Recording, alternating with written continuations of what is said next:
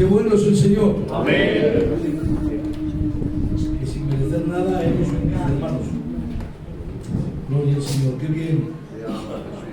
Este pueblo está bendecido. Gracias. Esto es una maravilla. Qué bien. Bueno, pues en esta tarde tengo una maravilla de parte del Señor. Amén. Me han dicho los siervos que predique.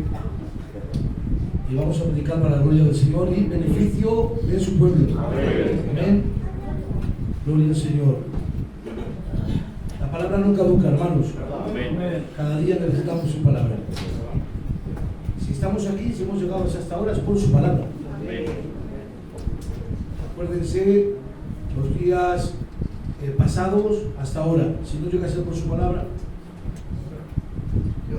cuando Dios tuvo que consolarnos, nos consoló. Cuando tuvo que edificarnos, nos edificó.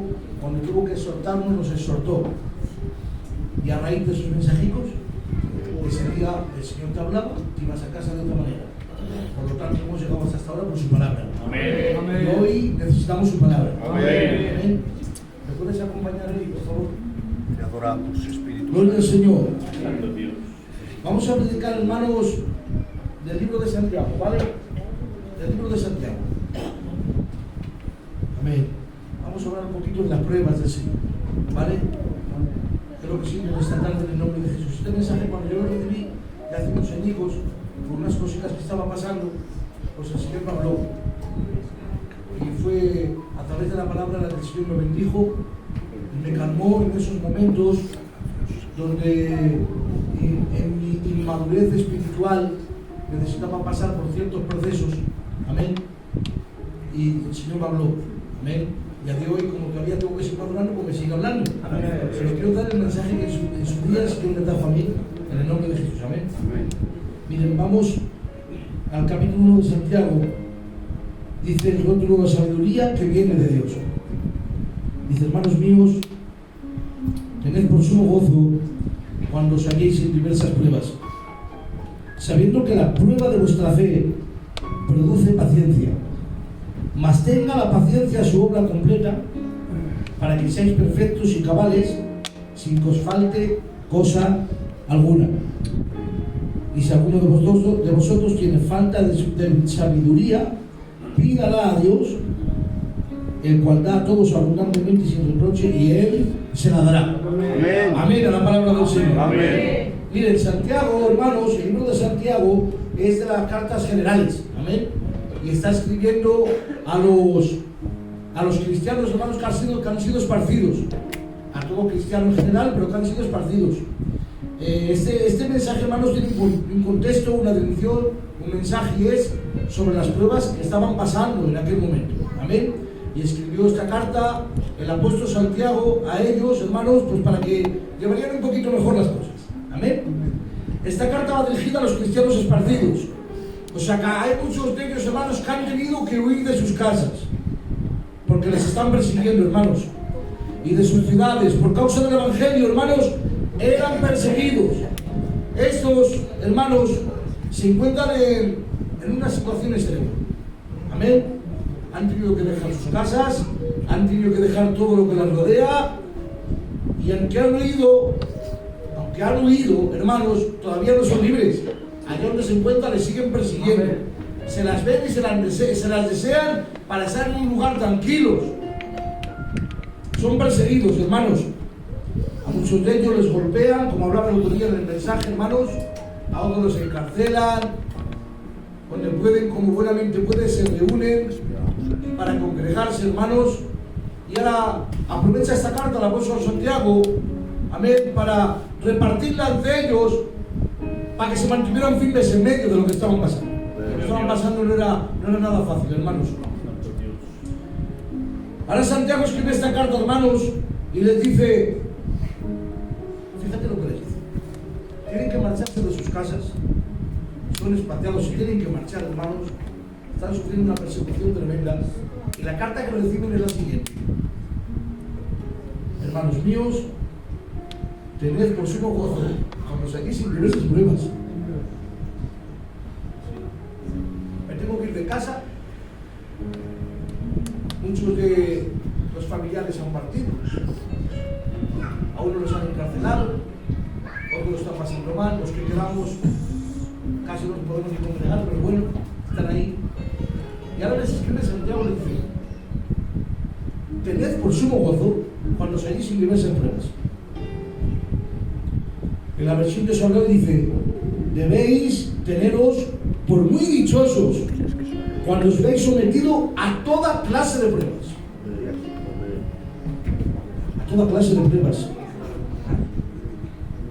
Las dificultades que estaban pasando en ese momento, hermanos, era para que les hubiera escrito otro mensaje. Mándame otra carta. Dame una solución a lo que estoy pasando. Porque estoy viviendo en el extremo. Estoy viviendo al extremo. Estoy viviendo justamente al lado de un cauce. Me voy a caer. Santo Dios. ¿Qué me estás diciendo? Que me goce. Tened por sumo gozo cuando salís en las pruebas. ¿Cómo me voy a gozar si lo estoy pasando mal? Si estoy lejano de los míos. Si ha partido gente de al lado mío. Si apenas nos podemos congregar, a muchos les han mandado a la cárcel y a muchos a trabajos forzosos. ¿Cómo me puedes decir que me goce? Dígase de paso, nadie se puede gozar en medio de un problema. Pero el mensaje es, va al siguiente versículo: tened por sumo gozo cuando salís en esas pruebas, porque la prueba de nuestra fe produce paciencia. No te puedes gozar en lo que te está pasando, pero sí en lo que eso va a conseguir en ti después de ello. Cuando el Señor dice que, cuando su palabra dice que nos gocemos en ello, es imposible que una persona, en medio de un problema, de una carga, de una tribulación, de la que sea, de la índole que sea, pueda gozarse. No puedes gozarte de lo que estás pasando. Por ahí una sabiduría segunda a Dios, que es lo que esto va a producir en ti si permaneces, si te mantienes, si no te rebelas con el Señor, pasas por el aro que saca de ti fruto, paciencia. No te gozas en lo que está pasando, pero te gozas porque sabes lo que va a sacar de ti después de todo esto. Amén. Cuando dice gozaos, no se está refiriendo a que estés alegre por el problema, es imposible, sino por lo que va a producir en ti después de haber pasado el problema. Por eso dice, sabiendo que esta clase de pruebas producen en vosotros paciencia. Tened por sumo gozo significa, hermanos, en la Biblia, no significa alegrarse. No te puedes alegrar. Pero sí que significa, hermanos, en la palabra es, lo está estudiando un poquito, hermanos. Te adora mi alma. Amén. Y significa considerar o evaluar. Considerar, hermanos, mira, en el diccionario de la lengua española dice, tienes que considerar, tú no puedes alegrarte, pero tienes que considerar.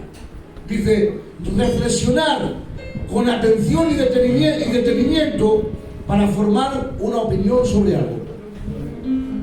O evaluar, quiere decir atribuir o determinar el valor de algo.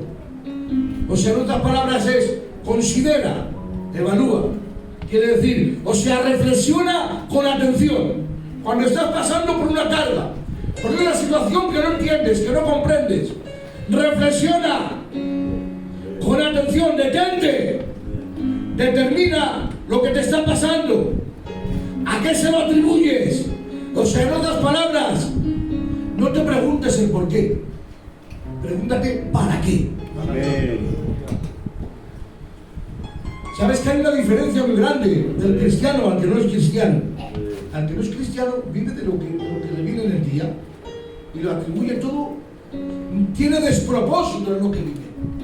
Pero escuchadme, nosotros, aun en el peor de los momentos, Dios tiene un propósito para nosotros. Amén. Qué bueno. Dios de lo malo saca lo bueno. Amén. Dios de lo negativo saca lo positivo. Amén. Dios de todo lo peor lo revierte para bien. Amén. Y cuando entendemos que detrás de ella hay un propósito, perdonadme, tenemos que considerar y tenemos que evaluar. No nos podemos ir ni a izquierdas ni a derechas. Tenemos que pararnos sabiendo que en Dios hay propósito. Y no me tengo que preguntar ¿por qué? Porque en ese momento no hay contestaciones. Que preguntarte ¿para qué? En Dios tiene un propósito, hermanos. Todas las cosas que nos acontecen, Te adoramos, Dios. dice su palabra, que nos ayudan para bien. ¿Están ustedes bien, verdad? Amén. Mirad, hermanos, dice la palabra que toda buena dádiva, todo don perfecto procede del Padre de las luces, en el cual no hay mudanza ni sombra de variación. Quiere decir que todo lo bueno procede de él. Amén. ¿Vale? Entonces, yo no puedo atribuir al Señor que vengan las cosas malas y él no. Hay tormentas que son producidas por la vida. Hay tormentas que son producidas por Satanás. Hay otras que son, no es que las mande, pero permite el Señor. Amén. Pero fíjense, en primera de Pedro les dice, tened por cuenta que tenéis que ser probados también por un poco de tiempo. Y tenéis que ser probados por el oro. Y les dice que se tienen que mantener, que tienen que pasar por esa prueba. ¿Qué prueba estaban pasando? Era causa de ellos. En aquel tiempo había un gobernador llamado Nerón, que era el propio Satanás, hermanos. Era el propio, hermanos míos, quemaba a los cristianos. ¿Saben lo que hizo en aquel tiempo? Cogió en Roma, él mismo mandó quemar ciertos distritos de allí de Roma e incendió no sé cuántos distritos de allí. ¿Saben lo que hizo? Mandó una voz como que habían sido los cristianos los que habían incendiado todo eso. Claro, cuando Nerón ha dado ese mandato y han dicho que han sido los cristianos, que han quemado más de 8 distritos allí de Roma, por la culpa para los romanos, la que han mandado con ellos, hermanos míos, les han metido en la cárcel, trabajos forzosos, a otros les han echado a las fieras.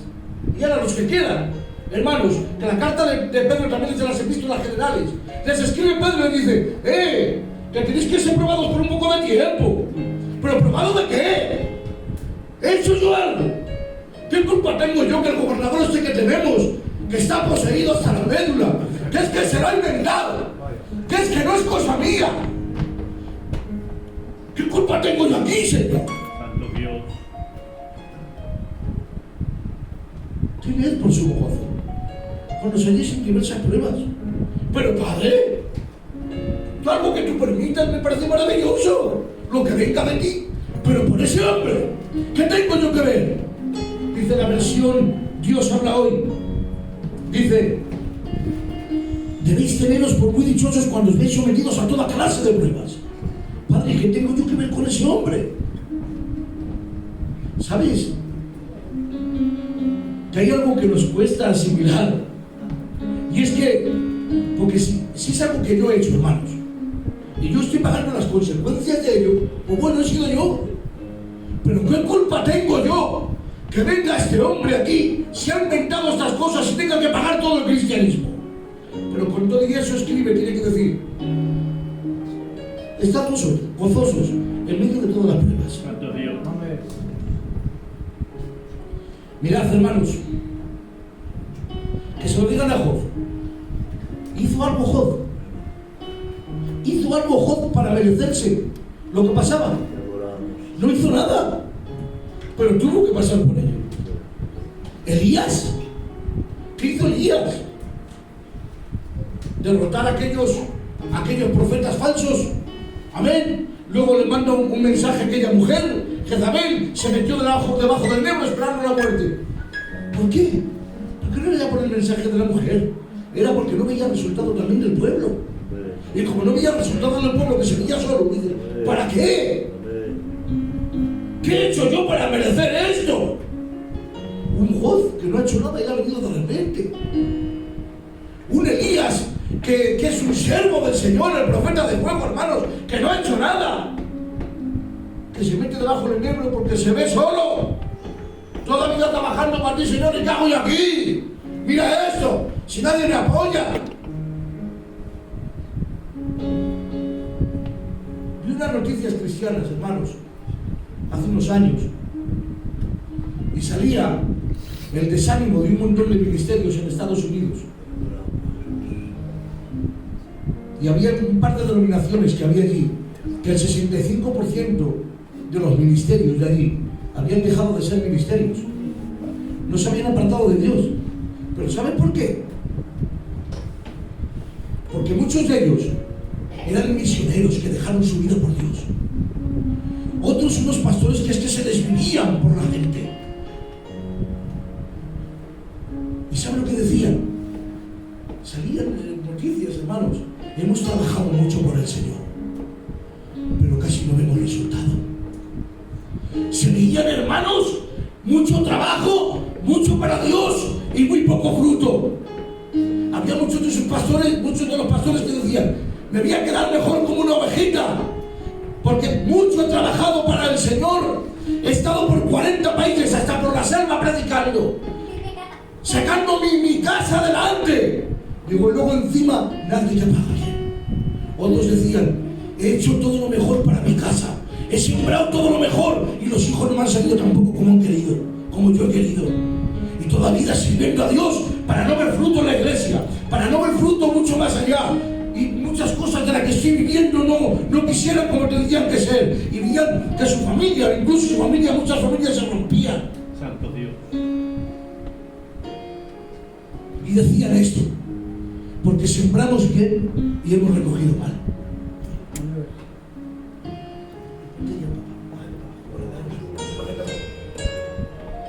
Porque sembramos bien y hemos recogido mal. Y aquí va. Hay muchas de las pruebas, hermanos. Dice: tener por sumo gozo con los seguís en toda clase de pruebas. Hay pruebas, hermanos míos, por las que pasas, que si dices: bueno, si he sido yo he hecho algo, bueno, pues yo tengo que pasar por ello y tiene que ser así. Pero es que también te tienes que ver sometidos a pruebas que no tienen ni que ver contigo, que a veces se te cruza la vida, y a veces no eres tú, pero es un familiar. Sí, hermanos. Y con una situación que ha venido que no la entiendes. O sea, se te ha cruzado alguien medio enganchado, medio poseído por el medio. ¿Qué sabemos? Tú eres santo. Pero tú eres una persona que está sembrando bien. Cuando una persona siembra bien, quiere recoger bien. Pero es que a veces te siembras bien y recoges mal.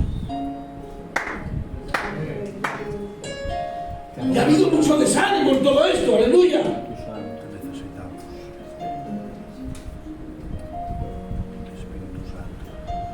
Y ahora nos preguntamos: ¿y a mí por qué? ¿Y a mí por qué me ha acontecido esto? Pero hoy te dice el Señor que aprendas a gozarte en medio de todas las pruebas. ¿Qué quiere decir? Que Dios, en su soberanía, sabe todas las cosas. Amén. Miren, yo pasé por una etapa, iglesia, hablo mi corazón con ustedes, que yo podía pagar las consecuencias de las cosas que yo he hecho mal. Sí o no hay consecuencias. De cuando yo no he contado con el Señor y he hecho cosas, o he hecho cosas desordenadas. A mí me ha pasado, hermanos. Y he pagado las consecuencias por hacer desórdenes. Amén. Pero sí una cosa. Que aun en medio de mis desórdenes, yo tengo que pagar mis consecuencias. Pero cuando le he presentado todo al Señor, no sé cómo lo ha hecho, pero me ha provisto, me ha ayudado para salir de esa situación lo mejor posible. También he visto que sin yo hacer nada y por causa de otras personas, también me he visto desfavorecido, pero también he visto que me he tenido que callar la boca por amor a Dios, y también he visto la provisión de Dios en su tiempo. Porque tienes un Dios que se inmiscuye en tus problemas. Gloria a Dios. Si Dios te dice que te sometas a la prueba, aunque no sea por caso tuyo o por lo que te venga, amén, te está diciendo, mantente. Sé que yo te estoy demandando, porque aunque tú no lo veas, yo te estoy probando y esto va a sacar lo mejor para ti.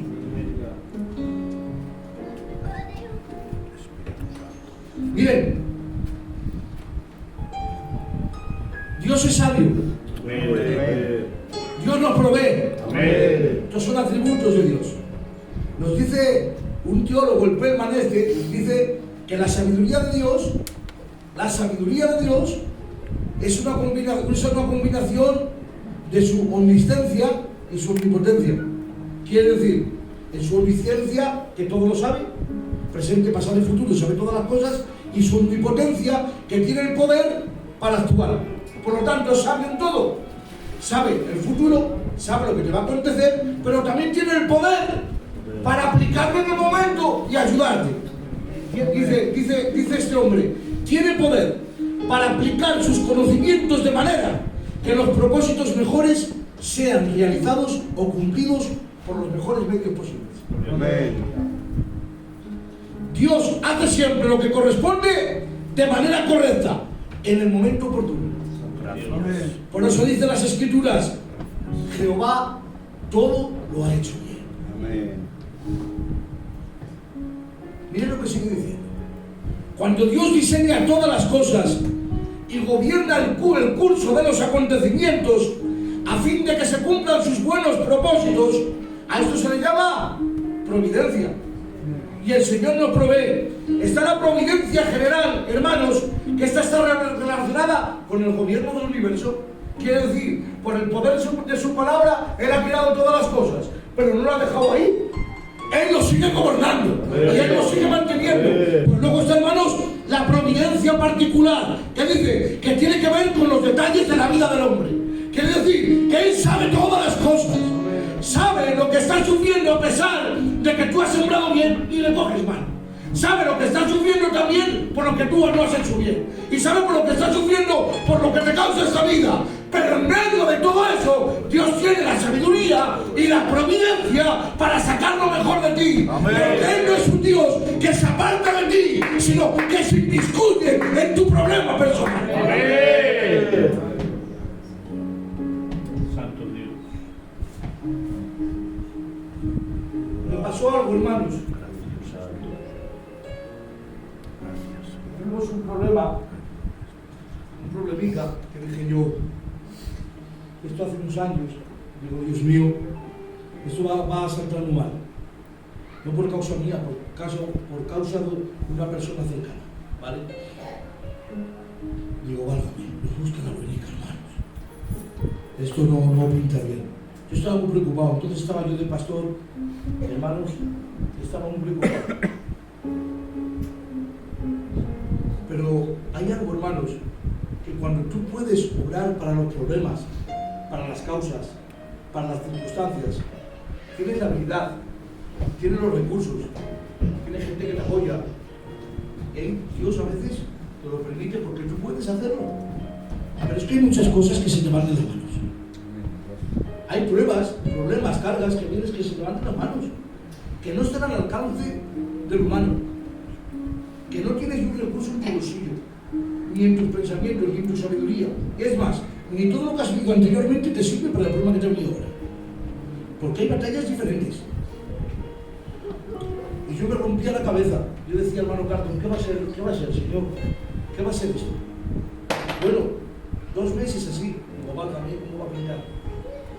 Yo oraba, para que no había ningún resultado. Cuando ya me cansé de todo escuchar, hermano, me tiré por día de rodillas una noche entera y le dije, Señor, tú tienes que hacerlo. Si no, esto ya se va a derrumbar. Al día siguiente voy al culto y me vino una palabra. Vino un hermano que le mandé subir. Y fue diciendo una palabra y me dice, no eres tú, soy yo. Tú crees que puedes luchar por tus fuerzas, Javi, pero no eres tú, soy yo. ¿Te puedes creer? Ya sabes con esa palabra que te alcanza, que es el Espíritu Santo que te habla. Gracias. Es una palabra especial que traspasa tu corazón. Amén. Y dice así, digo, eso es para mí. Salí llorando en medio del culto, ya me daba la hacha, y tampoco lo consigo. Digo, eso es para mí. ¿Te puedes creer? No pasaron ni 24 horas. Todo resuelto. Amén. Gracias. Resuelto. Porque hay cosas que a ti y a mí se nos van de las manos. Pero recibe esta palabra que yo sé que es de parte de Dios. Que este mensaje no es de mucho amén. Cuando te venga algo con lo que tú no puedes, cuando tú tengas los recursos, hazlo, porque es necesario. Porque Dios quiere que seas autosuficiente en su nombre. Amén. Amén. Pero cuando tú no puedas, por favor, no determines tú lo que vas a hacer. Hay una lucha que no se lucha a tu forma. Tiene que ser a la forma de Dios. Amén. Y a veces te va a costar llorar. Y te va a costar muchas rodillas y mucho orar. Pero perdóneme, el Dios de los recursos, el Dios de la providencia, aquel de la providencia particular, que es uno de sus atributos, viene a proveerte en el momento oportuno, cuando tú lo necesitas, porque ahí está el Señor.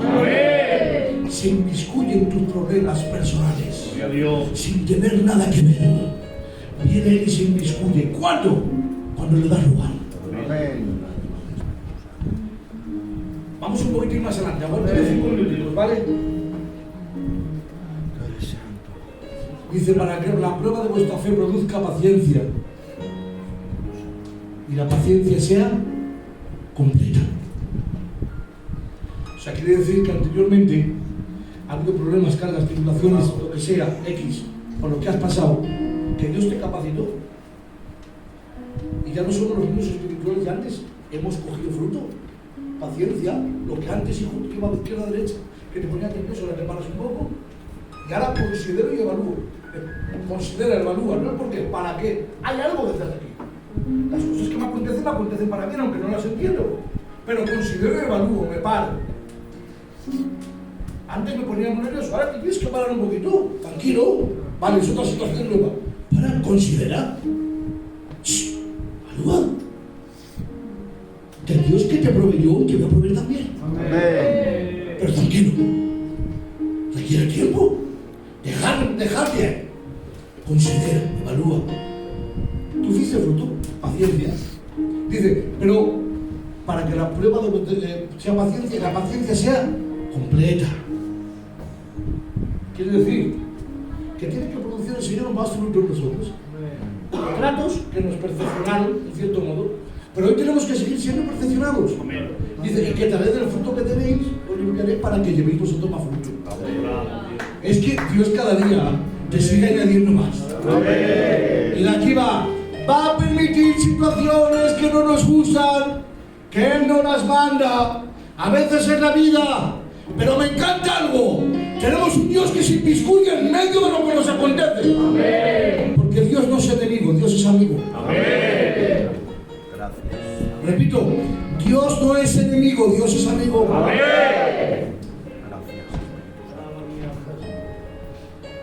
Qué alegría da vida a una persona cuando es tratada por el Señor. yo veo a un cielico que por ellos ha comenzado la obra, que por ellos permanecemos aquí. Santo Dios. ¡Qué calidad! ¡Qué alegría! Si les ves, solo con verles de alegría. Mientras tú y yo, jóvenes, nos ponemos nerviosos por cualquier cosa, que nos miramos, cualquier cosa nos echa abajo. Vas donde ellos, solo con la mirada, con la pose ya te vale. ¿Sabes por qué? Porque tienen vida, porque han luchado, porque tienen fruto. Eso quiere sacar Dios de nosotros. Porque es de la manera que se ve Dios a través nuestra. Aleluya. Vamos al final, ¿vale? Y voy terminando. Santo Rey. Dice, bienaventurado el varón que soporta la tentación. Un poco más adelante. ¿Amén? Porque cuando haya resistido la prueba recibirá la corona de vida que Dios le ha prometido a los que le aman. Dice el rótulo, soportando las pruebas. Y ahora nos preguntamos, ¿qué tiene que ver la tentación con las pruebas? En Dios habla hoy y dice, dichoso el hombre que soporta la prueba con fortaleza, porque después de la prueba recibirá la corona de vida.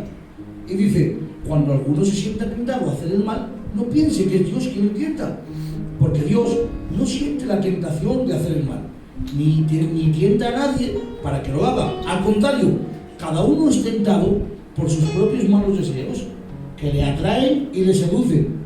De eso nace el pecado, y cuando se desarrolla, nace la muerte.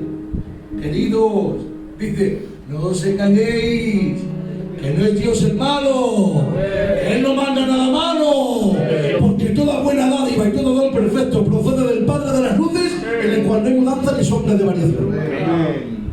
Todo lo bueno procede de Él. ¿Qué es lo que pasaba en aquel tiempo? Había unos judíos que se habían convertido al cristianismo, ¿vale? Y había unos gentiles paganos que se habían convertido también al cristianismo. Era tanta la prueba que estaban pasando que cuando reciben esta carta, hay unos que lo superan y siguen. Para ellos dos, hermanos, que dicen, ¿pero dónde vamos a ir con tanto? Ya es mucho. Eso ya es una pasada. La vida me está pagando de más. Y ahora tenemos que aguantar todo esto. Estoy padeciendo lutos. Estoy padeciendo necesidad. Me están persiguiendo. La culpa no es mía. Estoy sufriendo injusticias. Pues ya le vale, Señor, ¿para qué quiere tanto? Que nos dejen vaya si quiere. ¿Sabe lo que pasaba? Que no lo veían como una prueba en la que el Señor les tenía que perfeccionar, que era la vida que les trataba así, que no era Dios, pero Dios se busquía en medio de ese problema para sacar lo mejor de ellos. Santo Dios. ¿Cómo lo veían ellos? No lo veían como una prueba, lo veían como algo que Dios les estaba provocando para mal. ¿Y saben lo que hacían? Se cogían, se desligaban del Señor, se oponían a Él y decían,